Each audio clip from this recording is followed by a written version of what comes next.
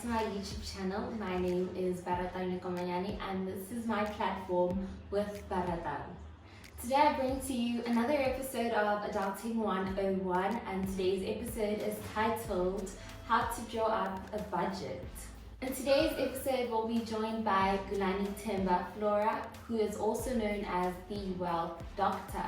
You can follow her on her Instagram pages as the Wealth Doctor, and she also has a YouTube channel. We will be cross-referencing some of the videos that she has on her channel as the video goes along.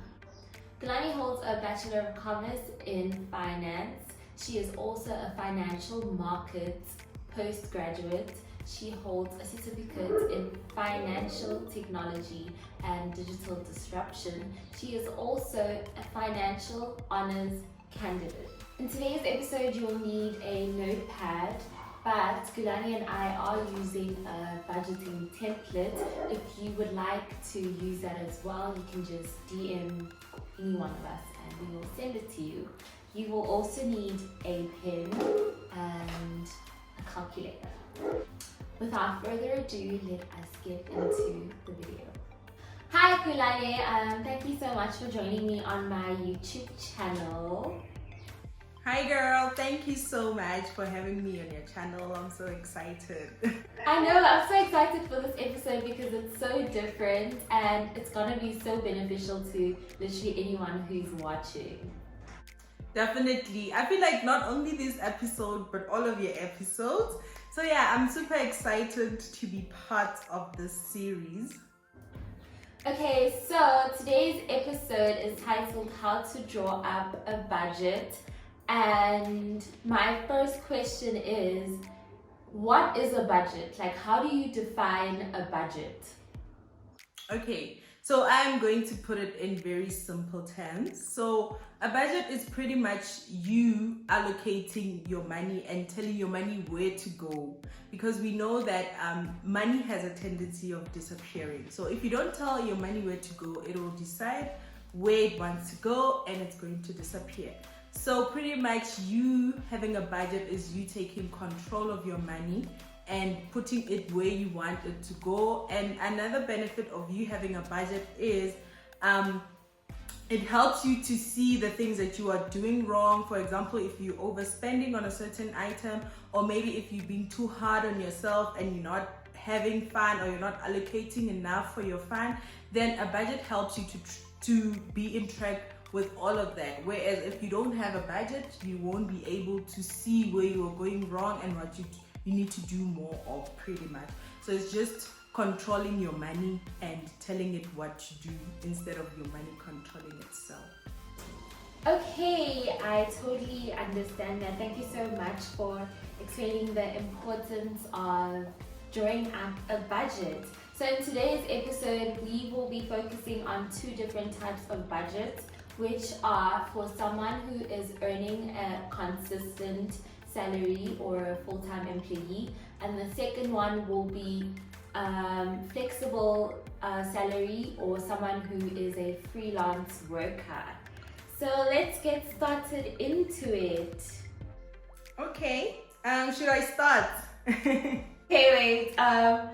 We have a character. The character's name is Vusi. Vusi stays in Kempton Park and works at the airport, and he earns a salary of 15,000 Rand a month. So that is the net payment on his payslip. So now we can start. Okay, but before we start, I just wanted to put it out there to the viewers that in as much as we're going to give you this layout, it doesn't mean you have to follow it exactly the way it is. At the end of the day, it's your money, it's your budget. You can play around with it, but this is just a template to guide you. But if you feel like you don't agree with some of the parts, definitely adjust it to suit your needs, because it's your money at the end of the day. But anywho, let us get into business. So like Baratang has mentioned that we have our character. She has already told you how much our character earns. So now we are going to start with the first thing that I believe that you need to do with your budget, especially if you are Christian. However, if you are not Christian, you do not have to worry about this at all. Or maybe if you're Christian but you do not pay tithe, then you don't have to worry about this at all. So the first thing that I do in my budget is I pay God first. I know finance gurus say you must pay yourself first, but I believe that there's a universal return that you get from paying God first. It cannot be measured, but it's important. If you're a Christian, you'll understand. However, if you're not, please, you're not forced to do this. So the first thing you need to do is to pay God first, or tithing, pretty much. So your tithe payment, which is optional, will be what percentage of your salary? Well, normally tithing is 10%. However, it can be between you and your God. I don't know how much you want to pay your God, but normally it's 10%. So in this example, we'll stick to 10%, meaning that we are going to be deducting 1,500 rands before anything else. Okay, so now we have 13,500 rand. Yes, and another thing to take note of is you need to treat your tithing as tax. So pretty much when you get your gross income at work or wherever you're getting your money, you're not going to budget on that gross income. You're going to budget on the money that you are going to get after tax. Okay. So 13,500 is our net payment, our net salary. Yes, your net salary after tithing. So it's your salary, because as a Christian, your tithing does not belong to you, it belongs to God. So your salary, we can pretty much say it starts after you tithing. So that is your net income. I got that. So now you have your net income of 13,500, and now we can start with all the finance checklists. And the first one is you need to pay yourself first. So now we have our pay yourself first, and some people say it needs to be 10%, some say it's 5%, 20%, 30%. At the end of the day, it's your money. You decide how much you want to pay yourself first. What is the importance of paying yourself? Why is it necessary for one to pay themselves? Well, it's important for you to pay yourself first, because if you do not pay yourself first, okay, let me use an example. Let's say now you get your salary and then you start by paying your rent, you pay your electricity, you pay your water, you go out, you have fun, you pay your debt and everything. So what you're doing is you are paying, or you're investing in the futures of your landlord, of the supermarket, of fun, where you normally have fun. You are paying those people and you are investing in their futures. So you paying yourself first is you prioritizing your future and your wealth creation. So it's very important for you to think about yourself first before you go and give your money out to other people. Like the Bible says, you cannot pour from an empty vessel. So first start with your future, and then you can go outside. Okay, and what are the contents of this paying yourself category? Okay, so in this category, first of all, you need to have your retirement savings. Now, your retirement savings is important because when you retire, nobody's going to take care of you unless if you want your children to pay black tax. And another thing is, even if you say, I have other investments, I have a business, I'm a serial entrepreneur, we don't know how your businesses are going to be performing. And another thing is, you don't want to put your money in risky ventures when you have retired, because you do not have time to recover your losses. So a retirement fund is important to make sure that you are safe. So even if you have other projects in the future when you've already retired, but you know that your retirement savings is guaranteed, and according to the retirement plan that you have, some retirement plans pay you up until you die. So you know that you are certain that you're going to receive money up until death. Whereas with your business and other investments, nobody really knows what's going to happen. Okay. That makes a whole lot of sense, and I hope that people are able to grasp that importance, because it's really important, guys, to contribute towards your retirement. Yes. And another thing that I need to add is you are never too young to start contributing towards your retirement savings. Some people think you need to start thinking or taking it seriously when you are 50, but that is too late. So start now. Okay, we've got you, girl. And what else goes into this category? So the second thing that we need to have in this category is your emergency savings. So this is important because in as much as it's not necessarily for you to build wealth, but it contributes into your wealth creation journey. Because if you have an emergency fund, you know that whenever an emergency occurs, you are not going to strain your budget and you're not gonna end up relying on debt to fund your emergencies. You know that if something comes up and you did not plan for it, you already have money in an account and you can just take that money out and use it for whatever it is that occurs that you did not plan for. Okay, what's the next one? The last part, of which it can be divided into a million segments, is your wealth creation portfolio.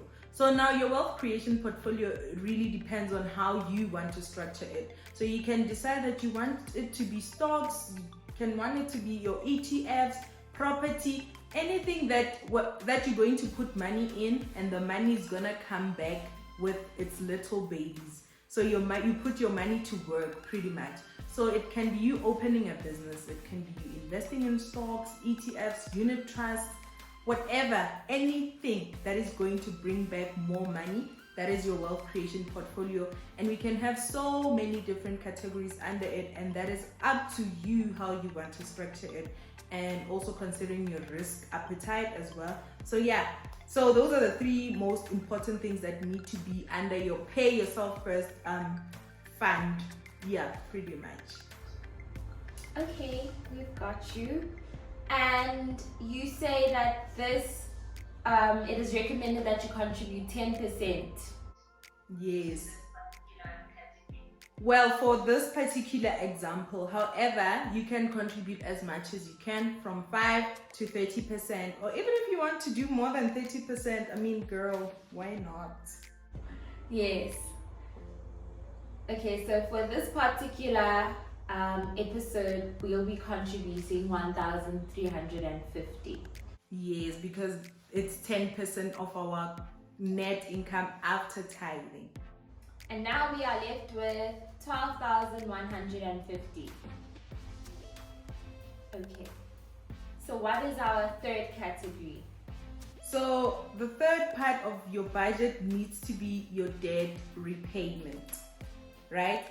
And the reason why we are also prioritizing debt repayment is that the interest that you are charged on your debt compounds, meaning it grows. So the same as your investments grow, the interest that you pay on your debt also grows. So it's important for you to prioritize it and pay it as quickly as possible so that you don't end up paying a lot of money over the long term. So that's why you need to prioritize it after paying yourself first. So for Vusi, our character, which debts does he have? So in this example, our character has a small car, of which all the money that he has to pay, including insurance, is 4,000 rands per month. And then he also has a clothing account at Mr. Price, which he has to be paying 600 rands per month. And he also has an iPhone that he got on contract that he needs to pay 750 per month. Meaning that per month for debt repayment, he's paying 5,350. 5,350. Okay, and when we deduct that from the 12,150, we've got 6,800 rand left. Yes, that's correct. Okay, so now we are on category 4. What is this one called? And this one is now your needs, because at the end of the day, in as much as you're paying yourself first, you're paying God first, you're paying your debt, you also need to eat, you need a place to sleep, you know? So yeah, your needs pretty much. So what What subcategories are under needs for this particular person? In Vusi's instance, he stays in Campton Park and he's sharing an apartment with his friend. The apartment costs them 5,000 rands and Vusi contributes 2,500 rands, and then we're going to also add the cost for water and electricity, of which for accommodation he's spending 2,850 per month. And then the next thing, because Vusi has a small car, he spends 500 rands per month on fuel. And then another thing is Vusi needs to eat, so he spends 2,000 rands on groceries every single month.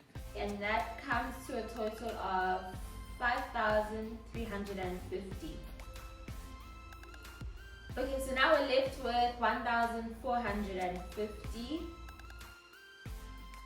Yes, and now we are going to move to the fifth segment, which is black tax, right? So Vusi, his family is depending on him. He has to top up the grocery money that his family uses.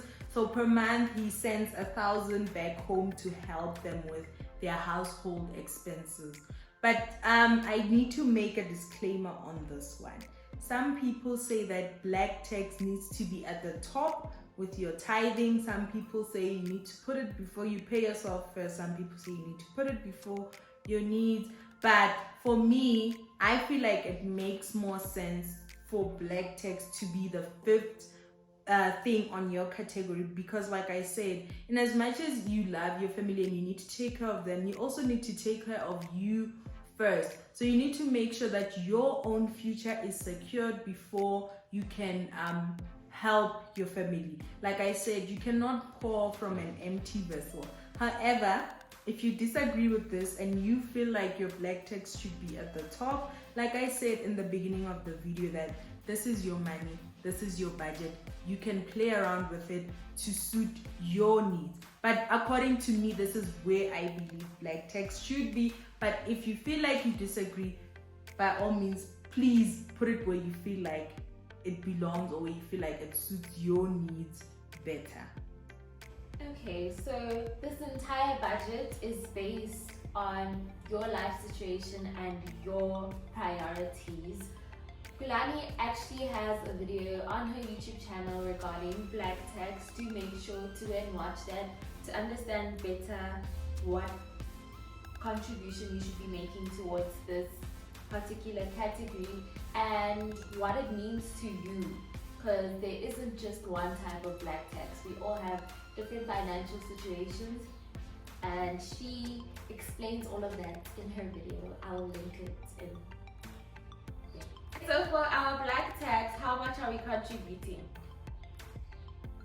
So in this case, this is going to check 1,000 rands per month that helps to help with their household. Okay. So now Vusi has 450 rand left. Yes, so now he can take that money and put it to his wants. He can buy all the alcohol he wants, he can go out, he can do all the nice things with the remaining 450 rands.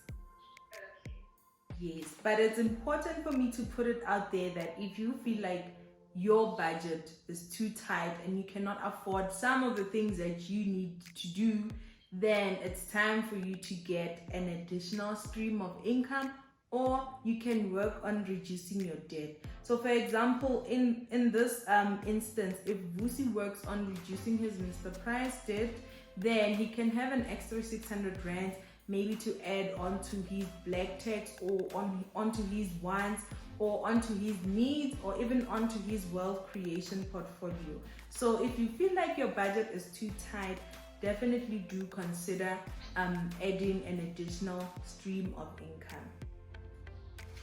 Okay, and that is the end of the first segment of how to drop a budget, which was for the consistent income and or a full-time employee.